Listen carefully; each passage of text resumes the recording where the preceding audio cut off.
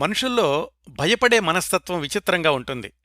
కొంతమంది మనుషులంటే భయం, కొంతమందికి కొన్ని సందర్భాలంటే భయం, కొంతమందికి కొన్ని ప్రదేశాలంటే భయం. ఇలాంటివి ఎదురైనప్పుడు భయం అనే భావనకు గురవడం ఆయా వ్యక్తుల స్వభావాల్ని బట్టి సహజమే. కాని చాలామంది రాబోయే రోజుల్ని తలుచుకుని, జరగబోయే సంఘటనలు ఊహించుకుని భయపడుతుంటారు. ఇలాంటి స్వభావాలకి పరిష్కారం అంత సులువు కాదు. చాలామంది చెప్పేదేంటంటే, మనుషుల్లో అధిక శాతం భయాలు ఊహాజనితమైనవే అని.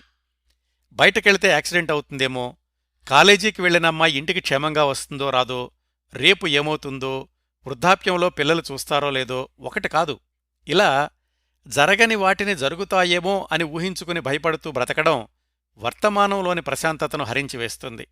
ఇలాంటి మనస్తత్వం ఉన్నవాళ్లు రేపు ఎలానూ సంతోషంగా ఉండలేరు సరికదా, ఇవ్వాళ్టిని కూడా సవ్యంగా ఆస్వాదించలేరు.